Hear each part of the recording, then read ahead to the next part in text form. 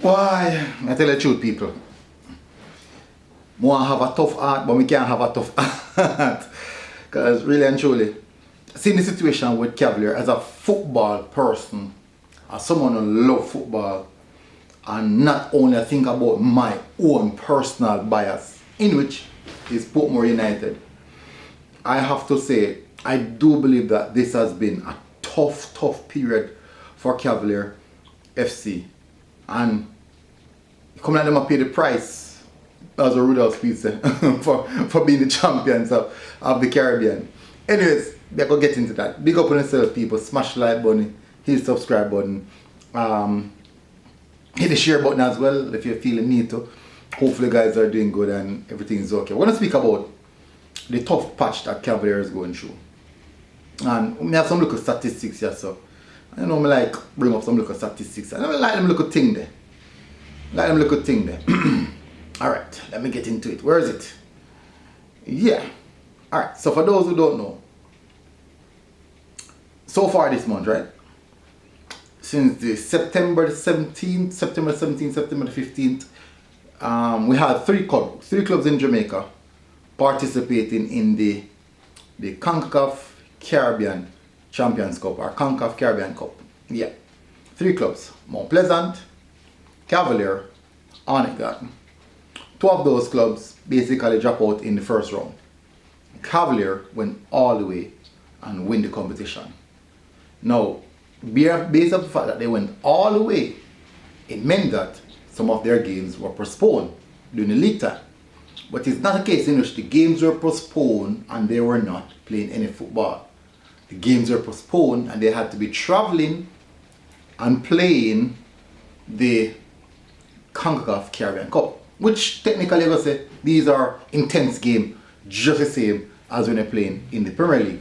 Maybe more intense as well, you can say that, because if 2 of the Premier League teams were able to go further in the competition, must have meant that these teams are high quality teams who are going to give tough opponents for Cavalier. 90 minutes, in some sense the game could have gone into added time, extra time, or whatever the case may be. Just as I said. Now, with all that said, it meant that some of the games were pushed back. It also meant that Cavalier went further in the competition. The further they went, the more games pushed back. Which means that there's going to be a backlog of games.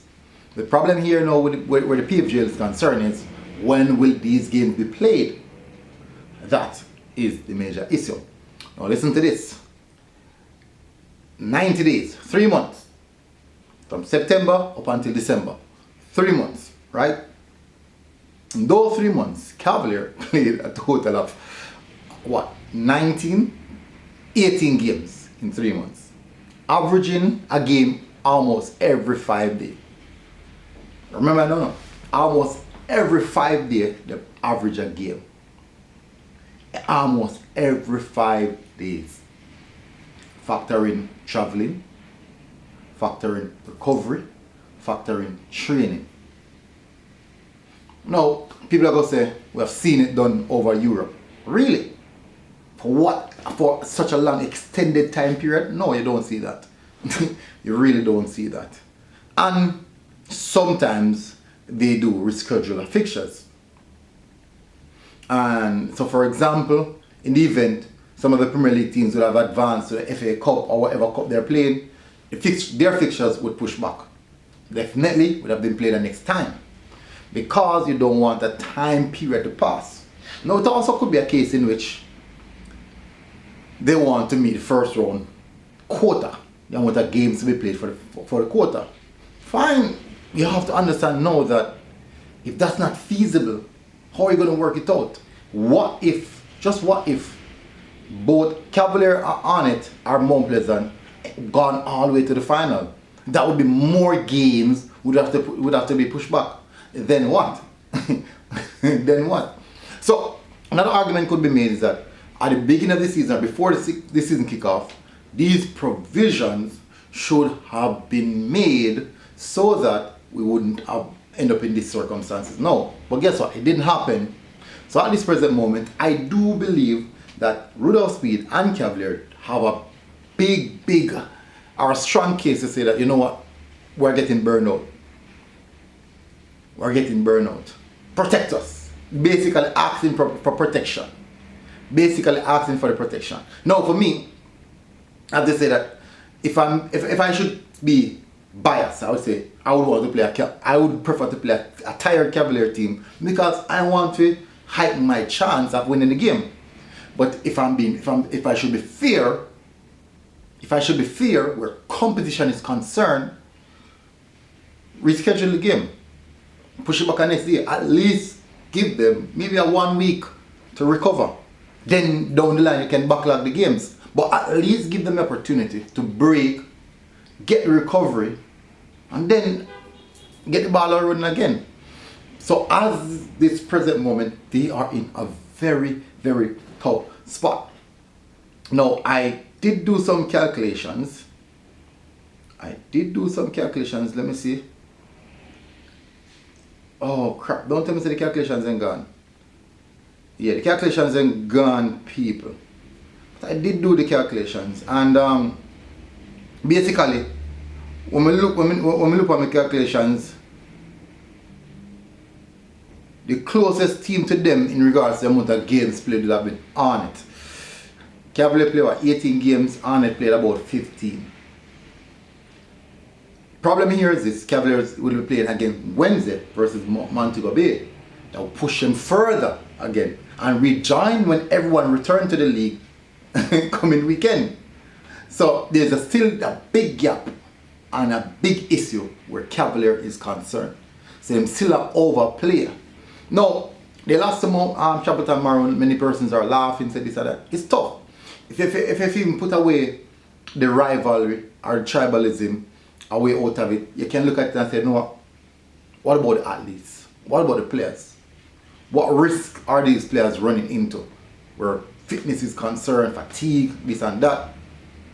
And people might say, you should have had a bigger squad than that. Very, very good reason, good question. But if you look at the squad that he's been playing, I play a lot of the youths, most of the youths, Mafia use a lot of the reserve players as well to get them minutes and utilize them as best as possible. But at the end of the day, I'm still going to tired. I'm still going to need to recuperate. I'm still going to need recovery. And I do think that they do have a strong case where fatigue is concerned and wanting just a bit of break. At least at one time. Because the truth is, if it was Portmore, I would come out and say the same.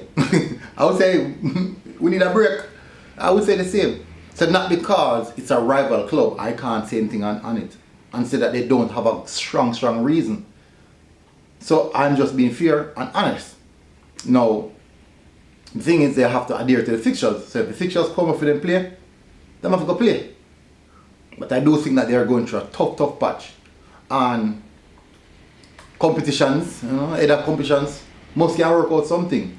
At least maybe this weekend, after them play if them play Mobile Wednesday, just take out this weekend game.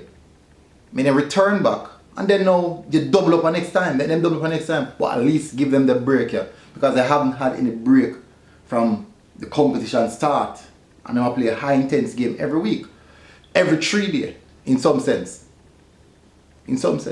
So something must can work out. Tough, it's tough, but anyways, they have a good case, they have a strong case, and the ball ma pull out. If I ball, that's a sure sign that something wrong.